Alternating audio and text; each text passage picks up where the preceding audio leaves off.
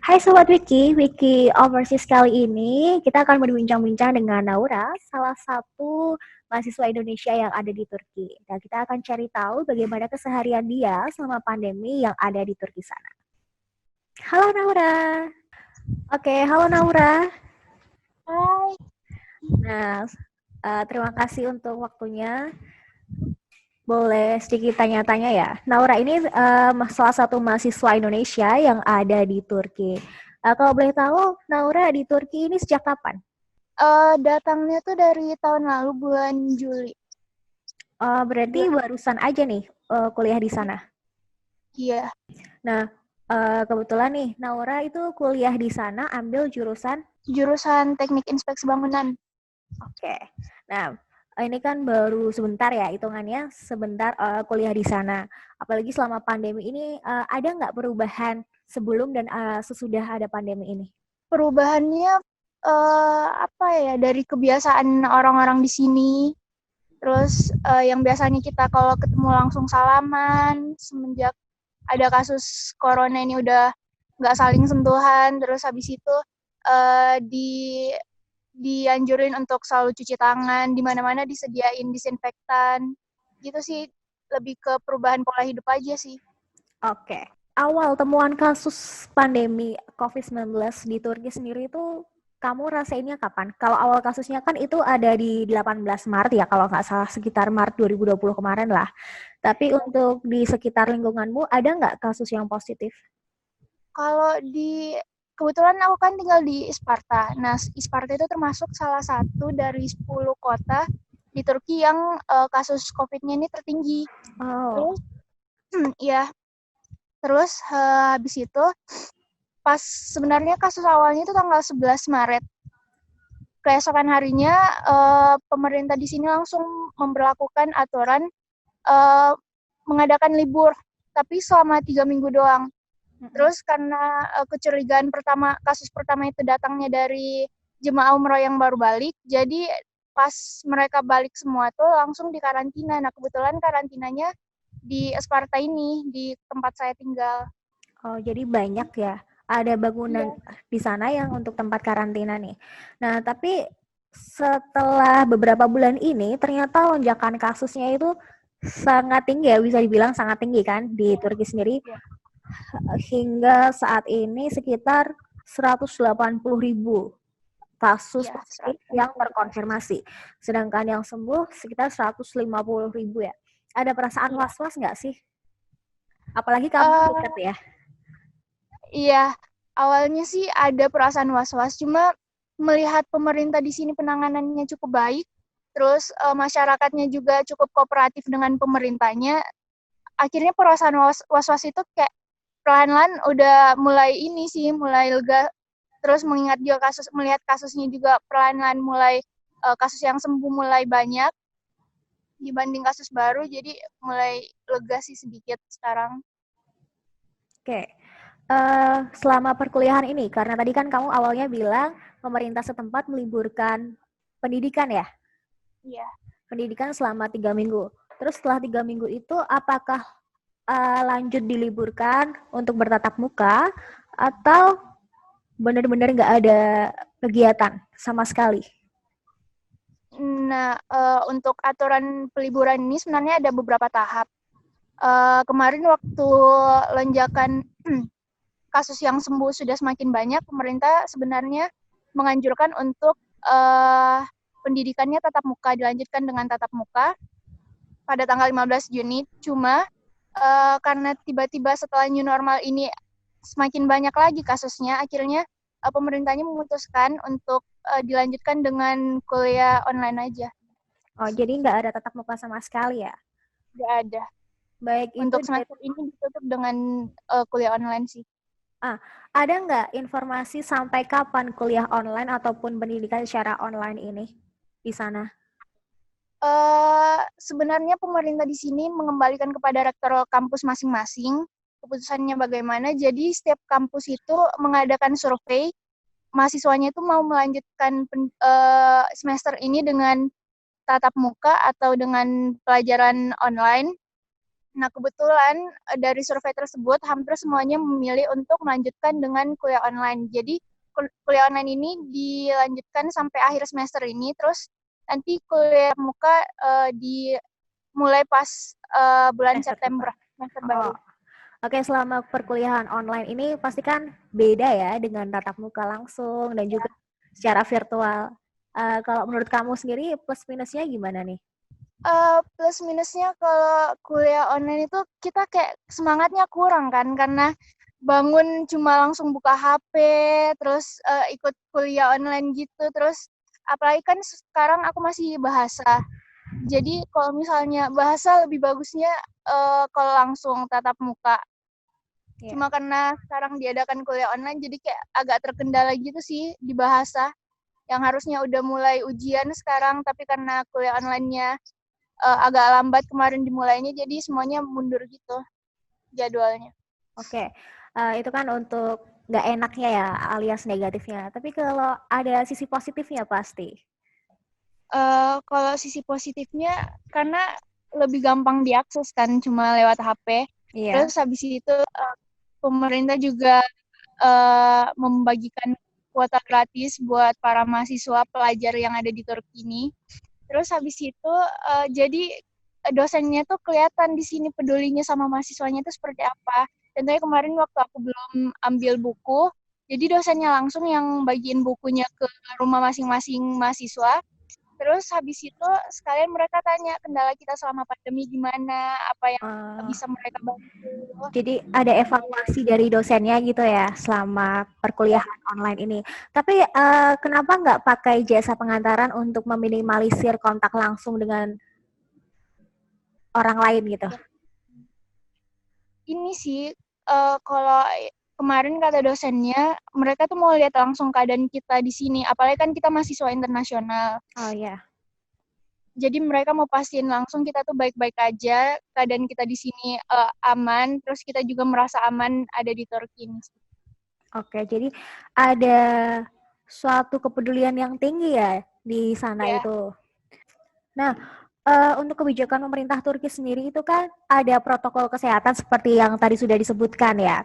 Tapi apakah dari pemerintah Indonesia yang ada di sana atau KBRI itu ada bantuan nggak dari sana untuk mahasiswa? kalau dari kalau dari KBRI kemarin sempat Bapak Kedubes Pak Lalu sempat ngadain online visit buat kepada mahasiswa-mahasiswa yang ada di sini. Ya, Sekalian dia nanya kendala-kendala kita di sini apa, terus dari KBRI sendiri sebenarnya udah menyediakan bantuan. Jadi kalau misalnya kita butuh bantuan, kita tinggal hubungin hotline-nya, terus sampein kendala kita apa. Terus kemarin juga ada fasilitas perpanjangan paspor gratis dari KBRI. Terus bagi mahasiswa yang memiliki kendala biaya perkuliahan karena orang tuanya terkena ini, dampak PHK dampak. dari COVID-19, Ya, itu itu bisa dapat bantuan. melaporkan dan dapat bantuan. Oh, seperti itu. Itu kan untuk bantuan secara untuk perkuliahannya langsung ya. Tapi apakah ada bantuan seperti sembako? Soalnya kan yang ada di Indonesia ini lebih Mm-hmm. lebih banyak bantuan yang seperti itu. Ada juga. Jadi kalau misalnya kita itu tadi kalau misalnya kita terkendala di sembako, kan kemarin ada aturan mahasiswa bukan mahasiswa sih orang penduduk yang umurnya 20 tahun ke bawah dan 65 tahun ke atas itu tidak diperbolehkan keluar. Jadi kalau misalnya kita memiliki kendala untuk tidak bisa keluar membeli bahan makanan, kita bisa lapor ke KBRI, kemudian dari KBRI sendiri mengirimkan bahan bantuan makanan. Oh, gitu. Iya. Nah, selama di Turki sendiri nih, ada nggak sesuatu yang berkesan atau mungkin apalah yang membuat di sana kamu tuh betah? Uh, Sebenarnya yang paling berkesan dari tinggal di sini tuh rangkaian peristiwa ini sih. Jadi pas aku tinggal di sini dari tahun lalu itu udah mulai ada banyak kejadian-kejadian. Contohnya kayak aku pertama kali ngerasain gempa di sini, Ya. gempa bumi. Jadi pas aku datang tuh tiba-tiba ada gempa bumi. Terus kemarin juga ada sempat kasus, pokoknya ada beberapa kasus yang cukup uh, mengkhawatirkan sebenarnya, cuma dari kasus-kasus tersebut aku jadi banyak belajar gimana caranya mengontrol rasa takut dan lain-lain. Itu sih yang paling berkesan dari tinggal di sini. Terus melihat juga respon orang Turki sama mahasiswa-mahasiswa asing itu sangat baik. Mereka sangat ramah sama orang asing, bahkan nggak segan untuk membantu orang asing yang ada di sini. Kayak kaget aja sih respon mereka sebaik itu sama kita semua. Oke. Nah, tapi apakah mohon maaf ya, apakah bantuan itu juga untuk mahasiswa yang non internasional? Karena di sana kan otomatis juga ada mahasiswa lokal juga yang berkuliah. Ada nggak temenmu atau rekanmu yang mengalami hal yang sama? Kalau untuk orang Turkinya sendiri itu dapat bantuan langsung dari pemerintahnya. Jadi pemerintahnya memberikan bantuan langsung kepada mereka yang membutuhkan. Terus jadi di sini ada hotline untuk tentara. Jadi tentaranya ditugaskan untuk membantu kita semua, baik orang asing maupun penduduk lokal yang membutuhkan bantuan. Oh gitu. Jadi walaupun mungkin pemerintah setempatnya nggak bisa menjangkau, tapi kalau ada pemerintah kayak misalkan dari bantuan dari tentara itu cukup membantu ya. Kamu sendiri Ya, pernah nggak sih ada sesuatu yang membuat kamu harus menghubungi salah satu dari instansi pemerintah di sana? kebetulan kemarin enggak sih. Soalnya masih terjangkau semuanya, masih kemarin kan aturannya yang buat nggak bisa keluar itu, kebetulan aku kan masih 19 tahun. Iya. Nah, bagusnya karena aku tinggalnya sama orang yang udah umurnya di atas 20 tahun, jadi apa-apa kemarin masih bisa terjangkau sih. Oke, jadi uh, kayak tadi yang kamu bilang, umurnya yang di bawah 20 tahun dan di atas 65 tahun kan nggak bisa keluar rumah ya. Jadi cukup membantu untuk selama tinggal di sana. Nah, di Turki sendiri kan juga banyak banyak tempat wisata. Apakah selama pandemi ini atau awal-awal pandemi itu tempat wisata langsung ditutup atau ada kebijakan tertentu untuk tetap buka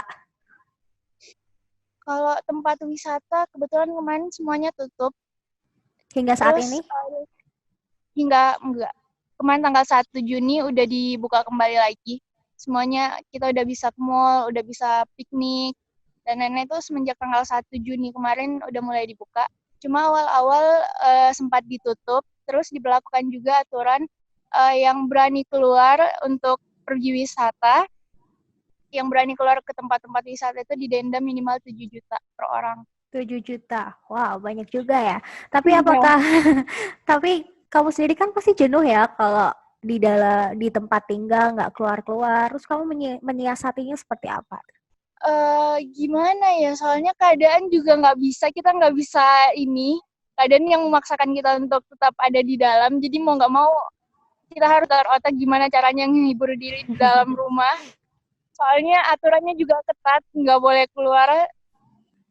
Kalau misalkan pemerintah Turki akan mengambil kebijakan untuk new normal karena kemarin kan sempat new normal dan kasusnya juga lumayan banyak kan, walaupun yang sembuh juga banyak. Itu menurutmu seperti apa? Apakah kasusnya nanti bisa diatasi, kasus yang positif atau seperti apa untuk masyarakat sendiri? Kalau di sini karena evaluasi aturannya itu setiap bulan diadakan, jadi menurut aku uh, mungkin bulan depan akan ada aturan baru lagi yang ditetapkan mengingat tadi lonjakannya semakin banyak. Terus kalau menurut aku dari segi penanganan pemerintah di sini kayaknya bakalan teratasi kembali. Apalagi sekarang banyak juga rumah sakit yang baru selesai dibangun semenjak COVID-19 ini. Jadi terus akses untuk mau masyarakat dari negara lain atau masyarakat lokal di sini untuk tes COVID-19-nya itu gratis. Dari Kita dapat rapid iya test sama swab?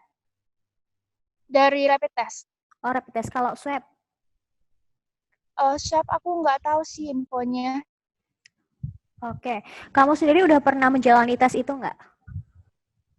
Belum, cuma mungkin akan menjalani ke depannya soalnya ada rencana untuk kembali ke Indonesia Ah, dan ya, rencana kamu kembali ke Indonesia dengan keadaan yang seperti ini, apa kamu nggak, gimana ya? Apakah nanti kamu nggak akan takut karena di sini kan juga kasusnya banyak? Sebenarnya agak takut sih, cuma orang tua juga mulai khawatir kan, soalnya ini aku tahun pertama jauh dari orang tua, terus ada kejadian seperti ini juga.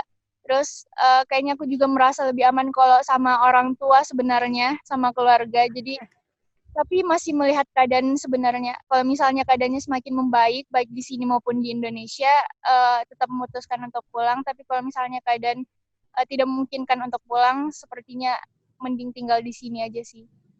Oke.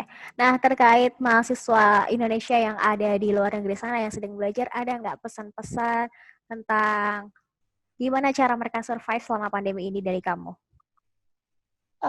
Kalau dari aku, mending kalian ikutin aturan pemerintah, jangan sekali-sekali berani melanggar aturan pemerintah di negara kalian. Terus habis itu, apa ya, jangan takut, karena kita semua sama, kita ada kok untuk saling membantu. Terus apalagi ya, itu aja sih. Oke. Oke, Naura, terima kasih untuk waktunya. Terima kasih juga informasinya sehingga kita tahu Ya, keadaan di Turki sana selama pandemi. Terima kasih. makasih. Nah, Sobat Wiki, itu tadi bincang-bincang kita dengan Naura, salah satu mahasiswa Indonesia yang ada di Turki. Jangan lupa saksikan Wiki Overseas yang akan datang. Terima kasih sudah nonton. Jangan lupa like, subscribe, dan share ya.